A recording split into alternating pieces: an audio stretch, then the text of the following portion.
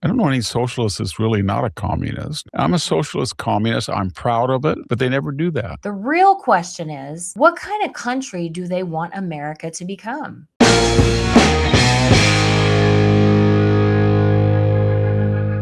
Three congressional candidates.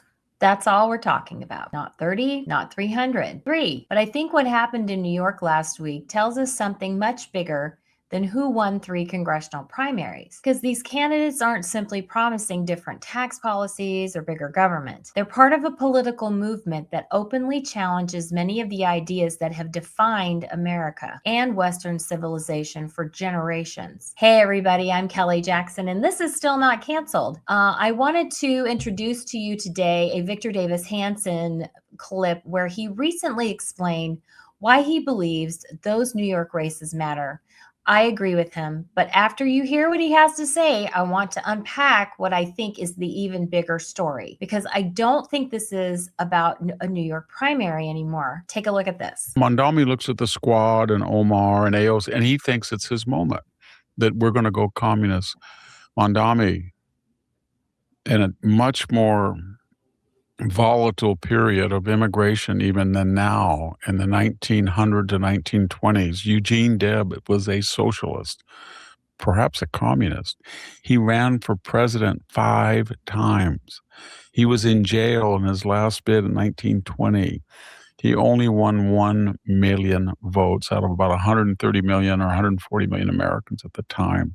We have never had a grassroots socialist commie movement. Socialism and communism is a boutique creed of the elite wealthy, people who are wealthy. If you don't believe me, Mr. Mondami, look in the mirror. You are a settler colonialist.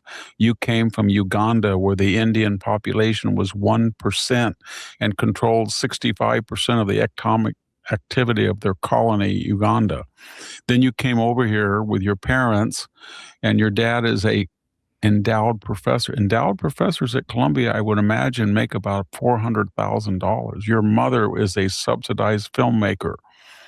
And look around you. Miss Ilhan Omar, another communist socialist, says she was worth 30 million until people said that's impossible. So now she's worth zero, but you figure it out.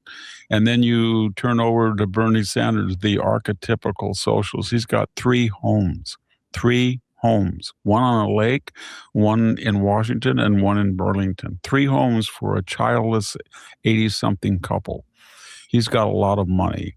And if you look at all of these socialists, maybe not Mr. Tallarico, he's on his mom's checking account, but Graham Plattner, his dad is a very well-known wealthy lawyer. His mother is an elite restaurant owner and operator, and she's your only client. She is his only client.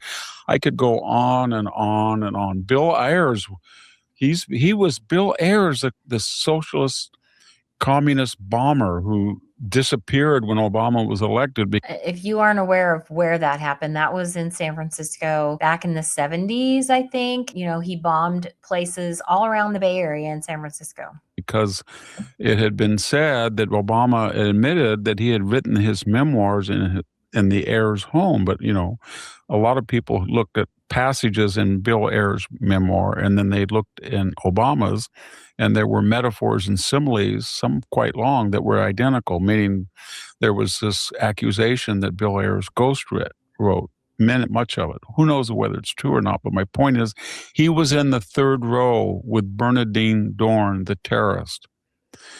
I saw a clip. Megyn Kelly brought it to my attention.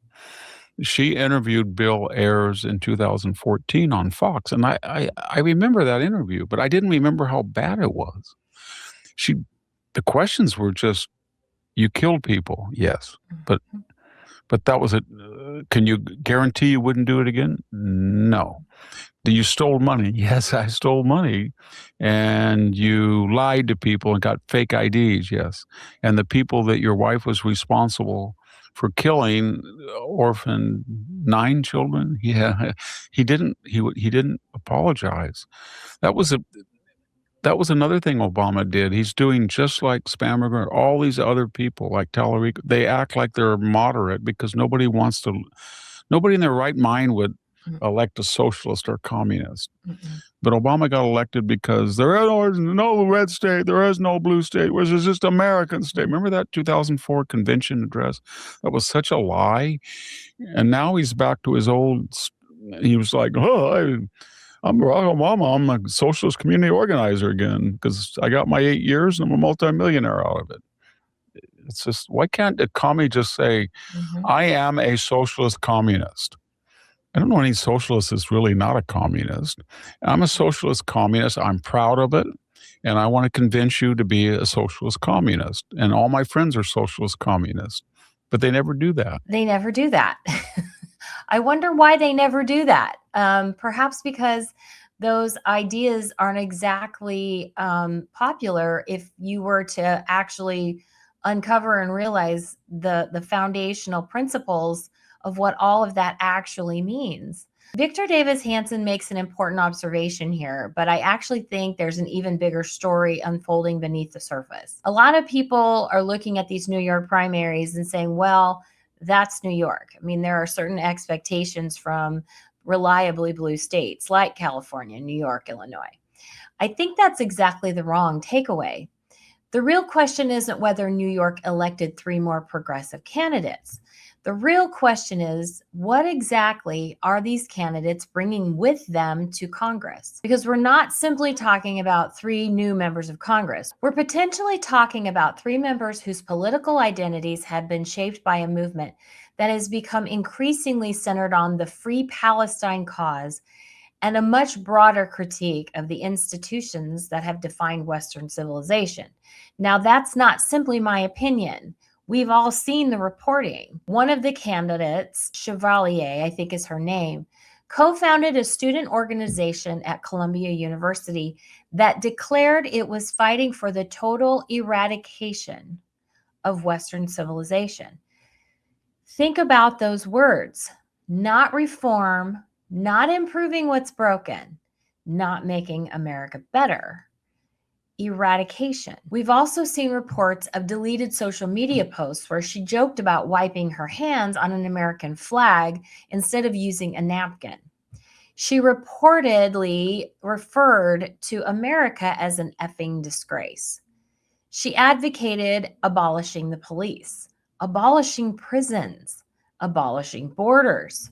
She shared posts asserting that Israel doesn't or shouldn't exist. Whether she still stands behind every one of those statements is ultimately for her to answer. Reportedly, she's explaining the deletion of all of those old tweets as somebody she used to be and not somebody she is now. But voters have every right to ask whether those ideas reflect the worldview they're sending to Washington, because this isn't simply about one candidate. It's about an ideology.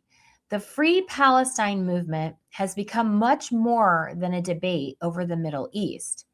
For many of its most visible activists, it's become a much broader movement that questions borders, capitalism, policing, American foreign policy, and many of the institutions that have defined Western civilization for centuries. That's why these races deserve our attention. Not because 3 freshman members of Congress can fundamentally transform America overnight. They can't. But because elections reveal where ideas are gaining influence. For many years, many Americans dismissed these ideas as something confined to college campuses, intellectuals. But then they spread into corporations, into public education, into government bureaucracies, into the media. And now we're watching candidates associated with many of those same ideas winning congressional primaries in America's largest city. History tells us this is often how political change happens. Ideas move long before laws do, and culture changes before Congress does. But by the time legislation reflects a movement, that movement has usually been growing for years beneath the surface. That's why dismissing this as just New York misses the point. We've watched California export policies across the country.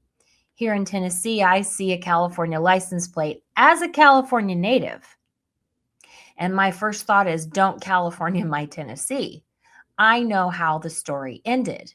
We've watched universities export ideas into nearly every major American institution. Now we're seeing those same ideas begin to find representation in Congress. Whether you agree with these candidates or not, one thing is undeniable. This is no longer a campus debate. It's no longer confined to activist circles. It's on the ballot. Victor Davis Hanson has spent decades studying the rise and fall of civilizations. One lesson history teaches over and over again is that civilizations rarely decline because they're conquered from the outside. More often, they begin losing confidence in themselves from within. They stop believing their institutions are worth defending. They stop believing their history is worth preserving. They stop believing that their values are worth passing on to the next generation.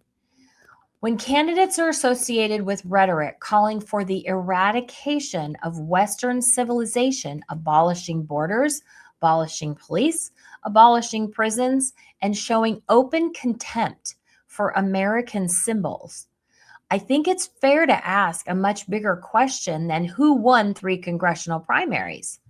The real question is, what kind of country do they want America to become?